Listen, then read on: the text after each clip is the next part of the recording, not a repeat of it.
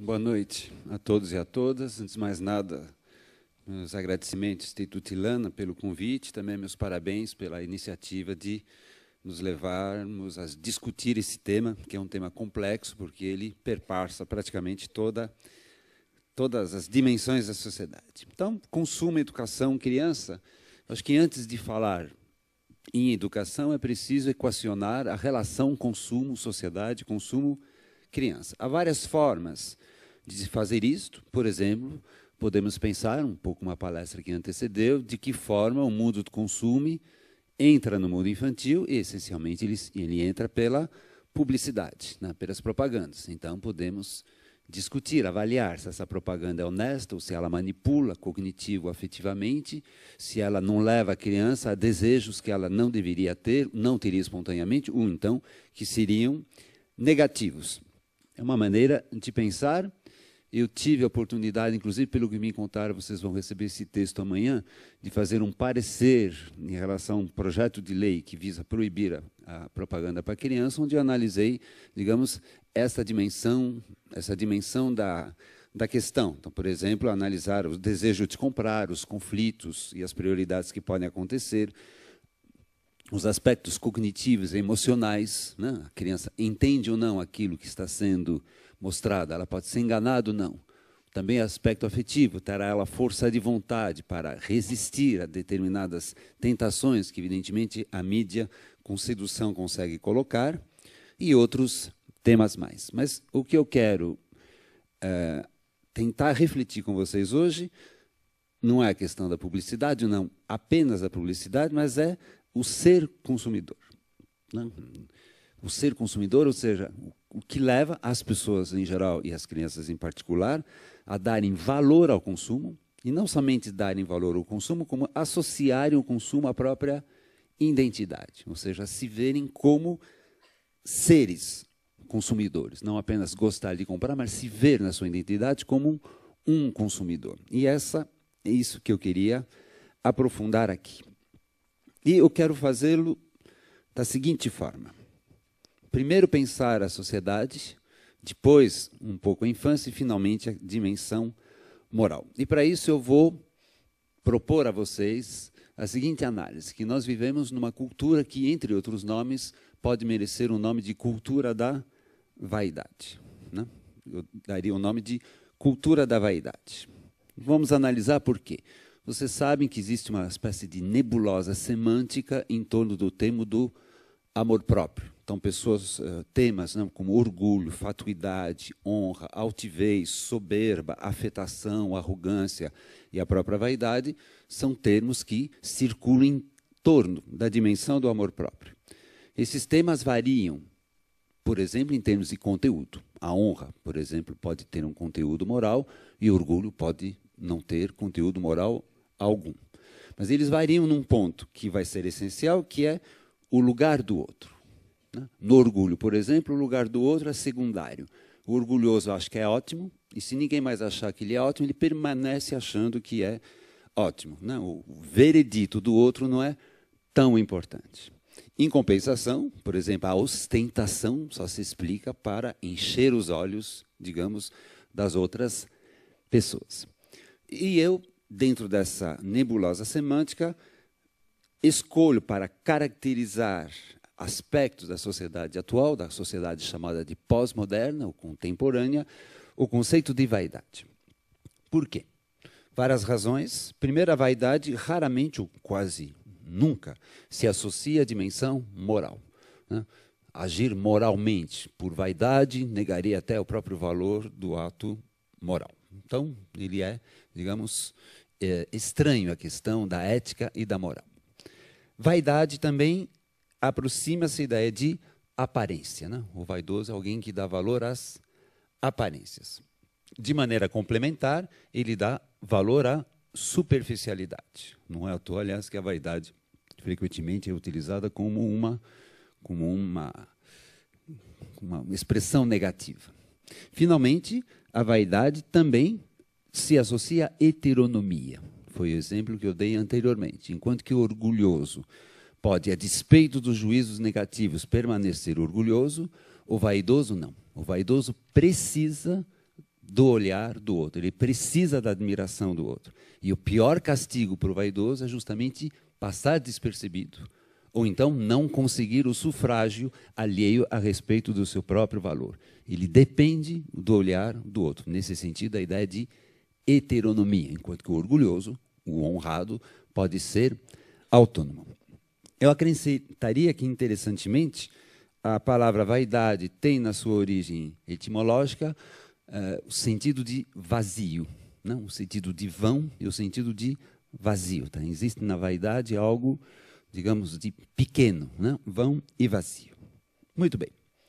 Isso posto, vaidade é um problema ou não é um problema? Não? Existe o Paul Valéry, um poeta e também pensador francês, que dizia: ó vaidade, mãe, né, mesquina de grandes obras. Sim, pode acontecer que a vaidade leve as pessoas a fazerem coisas importantes. Não lhe retira, como diz Paul Valéry, o seu lugar de mesquinho, mas vamos concordar que esta mãe mesquina de grandes obras é uma mãe de poucos filhos. Né? É raro que a vaidade seja realmente o motor contínuo e frequente de grandes obras. Ela é mais, digamos, um problema do que uma coisa boa. Então, vamos nos perguntar, e submeto as minhas análises a vocês, se nós estamos ou não numa cultura da vaidade. Não apenas numa cultura na vaidade, não radicalmente uma cultura da vaidade, mas se não há traços na nossa cultura do que poderia lembrar a vaidade. Bom, vou dar alguns itens, bem rapidamente, porque precisaria aprofundar cada um deles e vamos deixar mais tempo para o debate. Primeira coisa, qual é o tipo de pessoa que hoje tem visibilidade social? Que tipo de pessoa hoje costuma ser admirado? Que tipo de pessoa hoje é a referência, digamos, da admiração alheia e, portanto, que inspira os desejos da maioria das pessoas? E eu diria que hoje essa pessoa pode bem ser sintetizada no conceito de vencedor. Ser vencedor hoje é extremamente valorizado, extremamente admirado. Tanto é verdade que um dos xingos mais pesados que você pode dirigir a alguém hoje é chamado de perdedor. Né? You're a loser. Né? Antigamente, xingar a mãe era muito grave. Hoje em dia, chamar alguém de perdedor talvez seja mais grave do que, né, atentar à dignidade da mãe. Mas o que é um vencedor hoje? A rigor, alguém poderia dizer, bom, sempre, todo mundo quis ser vencedor. Mas o vencedor de hoje, não creio que seja a pessoa que se deu bem na vida, que venceu porque se deu bem na vida, conseguiu usufruir de um certo bem-estar e conquistar os seus projetos. O vencedor hoje, essencialmente, é alguém que se deu melhor do que os outros. Né? O vencedor é alguém que deixou os outros para trás. O vencedor tem muito ligado à ideia de competição. Não é apenas, insisto, alguém que se deu bem, a maioria de nós seria vencedores nesse sentido, mas alguém que se deu melhor do que o outro. Portanto, a referência do vencedor é o outro. Né? Eu tenho que passar do outro, eu tenho que ser melhor do que o outro. Evidentemente, algumas pessoas conseguem ser vencedores, né? Evidentemente isso sempre existiu, mas evidentemente também poucas pessoas realmente conseguem ser vencedores, no sentido concreto da palavra. Mas o que os vencedores mesmos e aqueles que na prática não são vencedores vão procurar fazer? Associar a si próprios as marcas dos vencedores. Se eu não posso ser, pelo menos eu posso parecer ser vencedor. E o consumo terá, veremos daqui a pouco, um papel importante nesta aparência de vencedor. Ou seja, se a minha análise for correta, o lugar do outro, quando você é vencedor, é o lugar inferior. Né? O vencedor subjuga os outros. Né? Ele quer que os outros sejam plateia e admirados. Não há, evidentemente, nessa ideia de vencedor, relação de cooperação, de reciprocidade possível. Segundo item. Minha esposa fez pesquisas, notadamente literárias, a respeito do sentimento de vergonha. Como ela trabalha com letras, a sua pesquisa foi nos romances. E ela percebeu, em alguns romances, notadamente de antigamente, que o lugar da vergonha era o lugar da diferença. Ou seja, o envergonhado é alguém que se via como diferente dos outros e, portanto, para não passar vergonha, era preciso se padronizar, se eu posso dizer assim, fazer o que os outros querem que se faça, ou se vista, ou seja lá que tipo de atividade. Isso ela reparou nos romances mais antigos, ou então nos romances que tratam de cidades mais provincianas. Em compensação, em romances mais recentes, notadamente cosmopolitas, ou seja, cujas personagens vivem nas grandes cidades, nas cidades maiores, São Paulo, evidente, um bom exemplo, muda-se a equação. Agora, a vergonha é se parecer com os outros, né? E o orgulho é ser diferente dos outros, né? Sinto até na perceber-se, perceber-se como todo mundo, eis a causa frequente de vergonha. Né? Perceber-se diferente, uma causa de orgulho. E vocês sabem, eu voltaria a falar nisso, mas a vergonha é um sentimento muito pesado, um sentimento fortíssimo, que tem diretamente relação com o eu, ou seja, né, quando a pessoa sente vergonha, ela se sente inferior a seus próprios olhos. Olha, se as pessoas se sentiam inferior de ser diferentes, é que elas valorizavam o grupo, né, os valores do grupo, e então tentavam se adequar a eles. Mas uma pessoa que sente vergonha de ser igual aos outros, uma pessoa, na verdade, que sente vergonha de passar despercebido. E ela vai fazer de tudo para, de alguma forma, seja lá qual for, nós voltaremos ao consumo daqui a pouco, aparecer como diferente. Terceiro item, né, bastante estudado por um autor brasileiro, que vocês devem conhecer, né? Jurandir Freire Costa, né? Jurandir Freire Costa, que fala numa cultura, ele fala numa moral do espetáculo.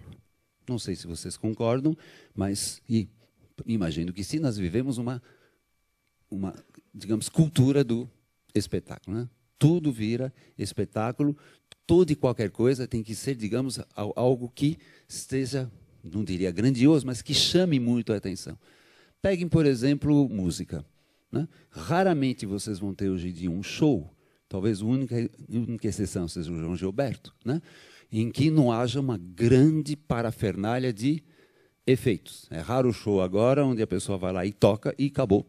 Tocou, porque a gente quer música, né? Mas agora a maioria dos shows vem com uma parafernália de imagens que, evidentemente, acabam, inclusive, pessoalmente é a minha opinião, até quase que afogando, né? E tornando a música como algo quase que menos importante. É como se não tivesse todas essas imagens, o show seria ruim. Não sei se vocês repararam também, mas no próprio âmbito acadêmico isso tem acontecido. No próprio âmbito acadêmico isso tem acontecido, né? Muitas vezes você vê palestras e com data show, e com não sei o que mais, só falta fogo de artifício, né, que acompanha a palestra. Eu lembro de uma palestra, foi até engraçado, né? A pessoa falava de adolescência, né, com data show. Né? E a adolescência é um tempo de tempestades. E ouviu-se trovão na tela.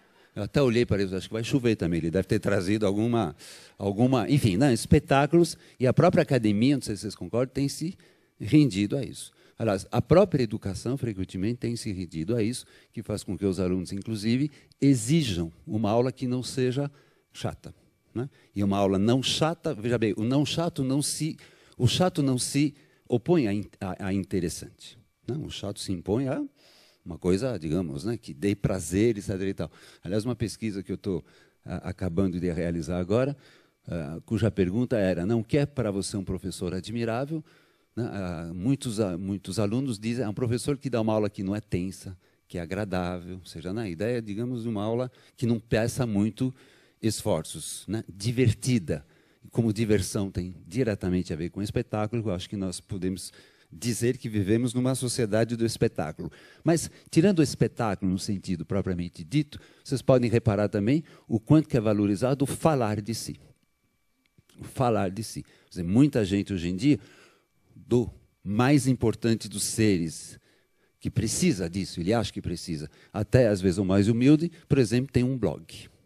Né? Tem um blog e fala de si. E coloca fotos na internet. Por que isso? Né? Vamos pensar bem, por que eu preciso abrir um blog e colocar minha foto na internet? Pode ser, evidentemente, marketing, mas isso vale para meia dúzia de pessoas que têm um book, tá certo? Eletrônico e que precisam disso. Para a maioria das pessoas, eu diria, como Jurandir, que isso é mais uma maneira de imitar os vencedores, né? Imitar os vencedores, imitar as pessoas que são celebridades, né? O falar de si, o blog, foto na internet.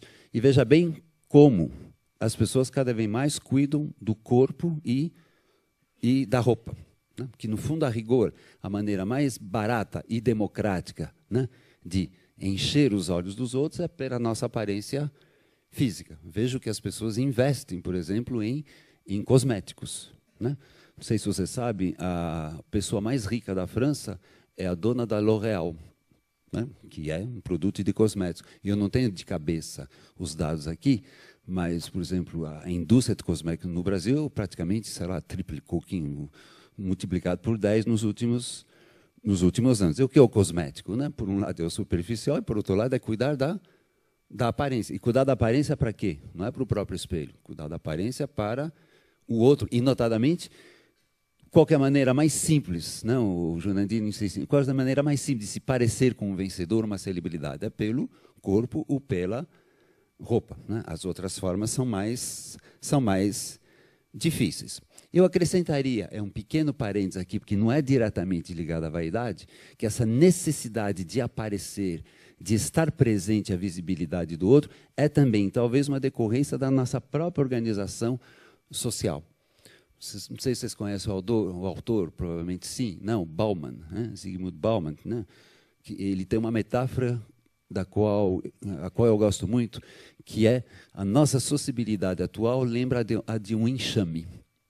Né? Quer dizer, um enxame é de inseto, por exemplo, é uma sociedade, ou seja, existe um monte de seres juntos, só que o importante no enxame é você estar dentro do enxame. Agora, a pessoa que está do teu lado muda toda hora. Né? O grande perigo no enxame é cair fora dele. Mas o grande perigo não é mudar de parceiro, né? Porque o parceiro será necessariamente momentâneo. No mundo do trabalho, hoje em dia, tem muito isso. Por exemplo, eu sou, como qualquer um de nós, obrigatoriamente cliente de um banco, e eu acho que em um ano mudou 3 ou 4 vezes o gerente. Né? A própria rotatividade no trabalho é uma rotatividade especial. Resultado, né? Como o próprio Bauman diz, você precisa estar de toda forma, o tempo todo, conectado. Inclusive, ele fala, e eu insistiria mais ainda, né, do lugar quase que central que o celular tem ocupado nas nossas vidas. Não sei se vocês têm celular, mas reparem o uso que as pessoas fazem do celular. Os outros, não vocês. Não, reparem o uso que as pessoas fazem do celular. Frequentemente é um uso, a necessidade de estar conectado, a necessidade de estar, digamos, visível para o outro. Né? Reparem em avião. Né? O avião vai subir, a pessoa diz, bem, o avião vai subir. Bem, ou seja lá para quem for. Aí você imagina que a tal pessoa trabalha na torre, né, de controle, que essa informação é de alguma serventia. Cuide bem da rota desse Airbus, porque eu estou dentro. Mas não. Aí quando chega, repare no avião, porque o avião é um lugar onde o celular, digamos, parece que cria asas mais ainda do que... Né? Quando o avião pousa, a maioria das pessoas, antes de abrir o cinto de segurança, abrem o celular. E mesmo se for uma ponta aérea de 20 minutos. Parece tudo presidente dos Estados Unidos na véspera da Terceira Guerra Mundial, para ter informações a todo custo. É só ouvir. Bom, você vê muitos tristes, não tem nada no celular.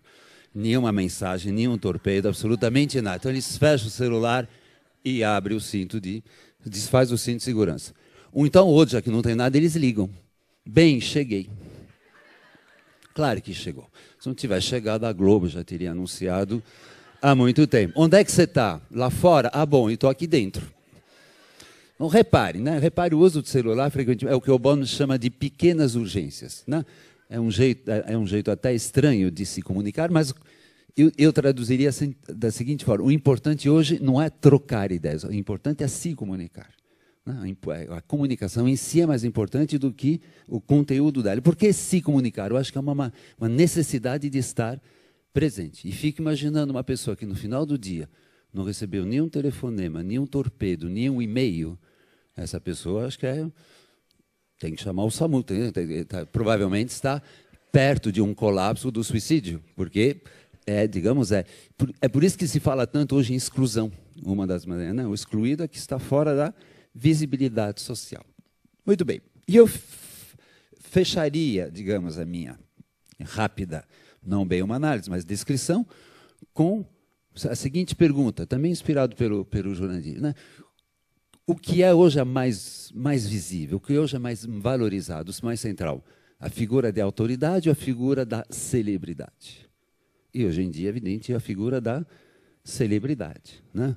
Vão te dar vão te dar 30 segundos para explicar a teoria de Kant na televisão, tá certo? E 2 horas para explicar se o gol que você fez foi por cobertura, foi um cruzamento errado, você queria fazer aquele gol. E as celebridades, isso na propaganda é muito importante, as celebridades, para reparar, elas falam de absolutamente tudo. Se você for célebre, você vai ter que falar do amor, da vida, né, da Segunda Guerra Mundial, vender alguma coisa, enfim, a celebridade. E o que é a celebridade? É o suprassumo, digamos, da figura do vencedor, que frequentemente, veja bem, tem muitas celebridades que têm muito mérito, mas se para ser uma autoridade é preciso ter mérito, é preciso ter destaque de uma forma ou outra, em que área for, para ser celebridade, não.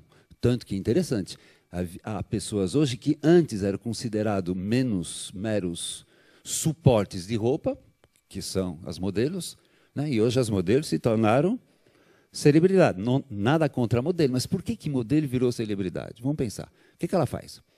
A não ser andar molemente pelas pistas. Pode fazer muita coisa, mas não como modelo, né? Insisto, nada contra elas, mas esse lugar especial que as modelos tomaram, a meu ver, é típico de eu diria, de uma cultura da vaidade. Bom, aceitas, em linhas gerais, esse diagnóstico de uma cultura da vaidade, pensemos o consumo. Por que as pessoas consomem tanto? É a porta destrancada a qual o Mário Sérgio se referia. Eu concordo totalmente com ele, né? Se a propaganda, a mídia faz algum efeito, é que tem uma porta, eu diria, às vezes, nem destrancada, aberta, né? Muito aberta, que a convida. Então, se as pessoas compram tanto, nós vivemos a sociedade do consumo, qual que é o lugar onde todo mundo vai hoje em dia? Shopping. Vamos para o shopping? Vamos. E claro que compra alguma coisa no shopping, né? Se ir para o shopping voltar sem comprar, é quase que uma contradição, ou então desrespeito com a língua inglesa, né? Significa comprar. Há várias razões possíveis, né? Baudrillard, né? há vários, digamos, há vários estudiosos dessa bulimia, né, de consumo na qual a gente vive, mas eu traria, né, para o juízo de vocês a seguinte tese, que não é só minha, aliás, e outras pessoas, que, na verdade, de novo vou citar o Jurandir, comprar hoje em dia significa agregar valor social. Ou seja, comprar, frequentemente, é justamente uma maneira de alimentar a cultura da vaidade, de aparecer para o outro. Pensem, por exemplo, não sei se vocês viram, ou certamente viram, De Volta para o Futuro. E no primeiro filme, o menininho encontra a mãe, que é uma garota ainda, né? E ele está de cuecas porque, né, aconteceu um acidente, e a mãe diz: "Olá, Calvin Klein, tudo bem?" Que é a marca da cueca. Não passava pela cabeça dela, primeiro, que se colocasse a marca de uma cueca do lado de fora, aliás, de absolutamente nenhuma roupa. Antigamente a gente colocava o nome do filho na roupa, né, para ele ser identificado. Mas por que agora a grife está do lado de fora? Claro que é interesse de quem, da Calvin Klein, da Zaslu e companhia, mas por que o consumidor aceita isso? Né? Por que o consumidor aceita dizer para todo mundo: eu estou vestido com Lacoste, eu estou vestido com Zaslu, certamente é para parecer, o Mário Sérgio está falando, né? Não tinha pensado nisso, né? 2 liquidificadores, né? Com uma moeda, mas certamente você vai na Zaslu, um liquidificador é uma meia lá, né? E não de grande mar, nem o par inteiro. Não, o par inteiro que é 2 liquidificadores, e olhe lá, dependendo da meia, liquidificador, né, de ouro, digamos assim. Então, por que as pessoas gastam tanto com roupa? Né? Inclusive, por que as pessoas pobres, aliás, uma das propagandas do Ilana fala nisso, né, tem tanto desejo de comprar essas roupas e até matam por isso. Um exemplo típico, por exemplo, dessa associação entre consumo e cultura da vaidade é carro. É carro. Né? Lá onde eu moro, na Granja Viana, mas certamente onde vocês moram também, às vezes eu acho que eu estou no Texas, só fazendeiro, então está passando Paris-Dakar, né? Na Raposo Tavares, o tamanho dos carros, tudo 4x4. Carro muito caro, né? Gasta gasolina, polui, não tem nenhuma virtude. E quando você vai ver, só tem uma pessoa lá dentro. Quando você enxerga, porque é tudo com aquele vidro preto, né? Que você não distingue mais bandido de pessoa, digamos, não medida. Por que esses carros?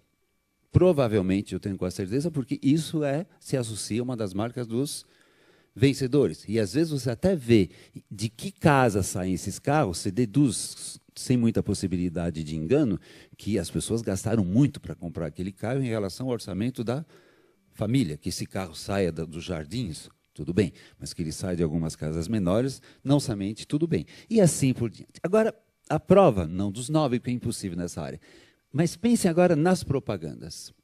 Muitas das propagandas não cantam mais, como se fazia antigamente, a virtude do objeto de consumo. Mas elas cantam as virtudes do consumidor daquele objeto. Uma propaganda, que inclusive pelo jeito tem dado certo, que eu tenho visto esse carro muito nas ruas, um tal de Ford Fusion. Não sei se vocês já viram essa propaganda. Então, você vê um menino, né, que está cantando, pobre, né, e depois faz sucesso. E aí tem uma frase extremamente sábia e importante da gente decorar: para poder falar, você precisa ter ouvido. Gostei, coloquei na minha caderneta para não esquecer, digamos, a mensagem que Confúcio nunca teria feito. Depois aparece um homem que tenta vender bugiganga, etc. e tal, e que acaba abrindo uma loja e sendo capa de revista. Aí tem outro provérbio sábio que diz: para ter êxito você precisa ter tentado. Né? Para conseguir você precisa ter tentado. Nunca tinha pensado nisso também. Precaução que seguir precisava ter tentado. E finalmente aparece um menino que começa como garçom e que acaba como dono de restaurante, ou então grande chefe, e a mensagem é uma mensagem, inclusive, errada, né? Para liderar, você precisa ter obedecido. Liderar se opõe a seguir e não obedecer. Agora, e cada vez eles com uma mulher do lado. Que propaganda de carro é para homem. A mulher acaba como faixa bônus, né? Ela tá, digamos, do lado, ela não é ela que não é ela consumidora, né? Que está sendo e não fala do carro nunca. Não fala do carro nunca, porque o carro não come, não toca música e nem abre loja. E a mensagem do fim, para quem não conhece, quem dirige fez por merecer. Ou seja, a ideia de que, né, é vencedor, né? É a pessoa que... E o merecer, não no sentido profundo da palavra merecer, é quem teve isso. Às vezes não é com merecimento necessariamente, pode ser sorte, pode ser alguma coisa. Peguem outras propagandas de carro também. Eu lembro de uma que era, essa eu não vi, me contaram, se não me engano, do Picasso, da Citroën, era um menino dizendo para o pai: não me para na frente dessa festa, porque eu tenho vergonha. Ou seja, não importa se o carro anda bem ou se ele chega até a porta da festa, mas não me coloque porque eu tenho vergonha desse carro, porque o que é a vergonha de um carro? Né? É a vergonha, digamos, do status que ele representa. Muitas propagandas de bancos são assim também. Né? Vejam as propagandas do Itaú, notamente Itaú Personalité. Você é diferente, né? Itaú é perfeito para você, quer dizer, você é um ser destacado. É interessante, aliás, analisar de muitas propagandas. Eu não fiz isso com propaganda com criança, mas provavelmente seria interessante ver o quanto que se associa a compra daquele produto a ser alguém na vida. E essa, eu diria que é a porta aberta. Né? Mas se todo mundo quer se mostrar ao outro, que é uma questão social, a propaganda vai nessa direção. Agora, eu queria concluir a minha fala com uma pergunta. Bom, digamos que a gente concorde comigo, cultura da vaidade, o consumo apenas como mera aparência, que inclusive leva as pessoas a gastarem dinheiro. É uma sociedade tonta, uma sociedade tola, mas até aí não é tão grave. Mas eu queria defender justamente outra posição, que isso pode sim levar a questões graves, porque é a própria moral que está em jogo. no fundo, a tese básica que eu quero defender aqui, que uma das dimensões, não é a única, uma das dimensões desse mundo do consumo e da propaganda que nos faz comprar, interfere na criatividade, interfere na aprendizagem, interfere talvez em várias, mas também interfere na dimensão moral.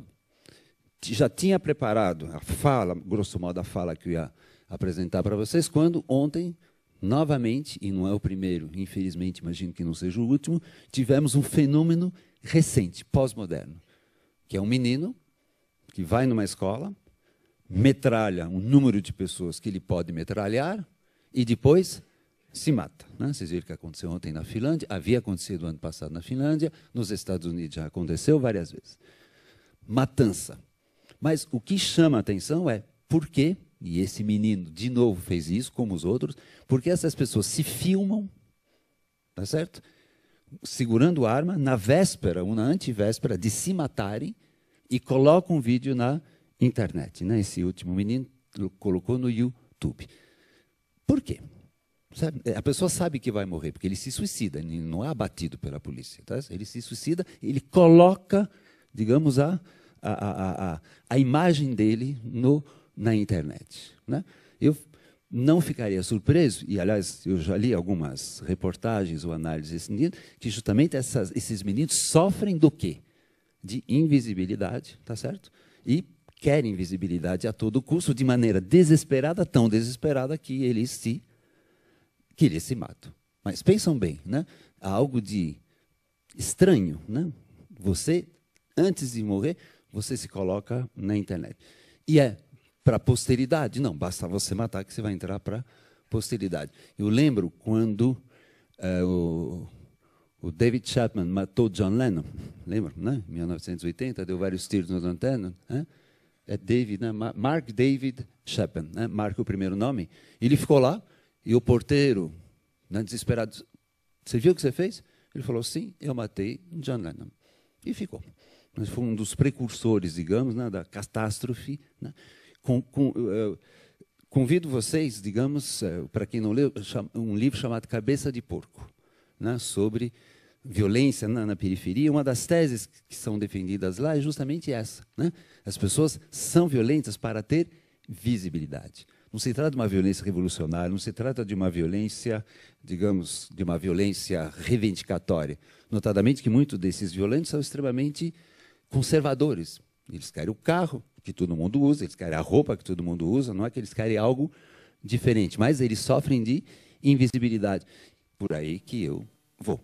Se o único jeito de ser visto por essa granfinagem é eles terem medo de mim, é por aí que eu vou, porque alguém, digamos, você precisa existir para os outros, e mais ainda, numa cultura da vaidade, é uma análise parecida com o que os autores da Cabeça de Porco falam. Eu finalizaria minha fala dizendo que isso faz todo o sentido do ponto de vista do que a gente sabe, e no debate eu posso apresentar melhor o que a gente sabe de desenvolvimento moral. Né? Uma das motivações para agir moralmente é a seguinte: se não agisse dessa forma, se não fosse honesto, se não fosse justo, se não fosse solidário, pegue a virtude que vocês quiserem, a pessoa sentiria perante os próprios olhos perda de valor, que é justamente o sentimento de vergonha. Tá certo? Por isso que uma das condições necessárias da ação moral é o que se pode chamar de respeito de si. Não, respeitar o outro é considerado como uma forma de autorrespeito. E porventura, desconsiderar, desrespeitar o outro é sentido como uma ferida no próprio autorrespeito. É por isso que, cuidado, não confunde autorrespeito com autoestima. Autoestima é absolutamente nacional, mas eu posso ter autoestima na violência, eu posso ter autoestima em qualquer conteúdo. Né? A autoestima moral merece mais o nome de autorrespeito. Isso posto, chego na educação. E a minha... Se eu tiver razão em tudo que eu falei, a educação, digamos, se eu tiver razão em tudo que eu falei, o consumo em si e a propaganda derivada não é nada óbvio, digamos, é mais nocivo do que simplesmente atingir, digamos, determinados aspectos da psicologia infantil. E talvez nós vivamos numa sociedade cada vez mais violenta, desrespeitosa, etc. e tal, talvez porque nós estamos numa cultura da vaidade, entre outras causas, evidentemente. O que uma educação pode fazer com isso? Várias coisas, mas eu diria a primeira coisa que ela deve fazer é não fechar a porta. Eu retomaria a metáfora do Mário Sérgio. É não fazer com que a escola se torne ela mesma uma, digamos, uma sucursal de uma cultura da vaidade. Mas, infelizmente, embora fale em cidadania, embora em educação moral, embora, inclusive, com as melhores intenções do mundo, várias escolas, vários centros educacionais acabam se confundindo, sim, com uma cultura da vaidade. Um exemplo 2. Você entra em algumas escolas, qual é a primeira coisa que você vê? Ou seja, a coisa mais valorizada, que mais se associa à identidade? Troféus. Você até acha que você entrou num clube e não numa escola. Em outras escolas, qual é a primeira coisa que você vê? Parece um shopping. Né? Não é a velha cantina, mas é, né, grife, marcas, etc. e tal, uniformes caríssimos. Em outras escolas, qual a primeira coisa que você vê quando você entra? Trabalho de aluno. Tá certo? Isso pode parecer um pequeno detalhe, mas eu não acho que seja. Né? Isso é uma mensagem. Né? O nosso aluno é um vencedor. Esporte. O nosso aluno é um consumidor. Né? Quando você coloca lá, o nosso aluno é um aluno. Tá certo? Um aluno que mostra, até que humildemente, as suas posses. Então, eu diria, no caso da educação, tem que, evidentemente, né, fazer com que as crianças entendam melhor as propagandas, desenvolvam, digamos, força de vontade para resistir aos desejos, mas é preciso, digamos, tentar quebrar, ou pelo menos fragilizar, esta relação entre ser consumidor e ser alguém na vida. E como a criança, evidentemente, depende muito do olhar do outro, né? Muitas coisas que foram apresentadas, né, na palestra anterior e nos vídeos do Ilana mostra bem isso. Quer dizer, a criança é mais frágil. Ela constrói a identidade dela muito relacionada ao olhar do outro. Né? Nós, mais velhos, podemos um pouco dispensar, às vezes, nem sempre. A criança depende muito do olhar alheio. Então, como nós olhamos essa criança é essencial. Né? E, muitas vezes, os pais, a escola, acaba olhando essa criança com os olhos de uma cultura da vaidade. E se eu tiver razão, é muito difícil fazer com que essa criança não queira consumir, porque isso acaba ficando, digamos, associado à própria identidade dela, como eu acho que em vários de nós adultos também fica associado à nossa identidade. Então, essa análise que eu queria passar para vocês, para, antes de pensar em estratégias pedagógicas, tentar analisar o fenômeno consumo e a força desse fenômeno consumo.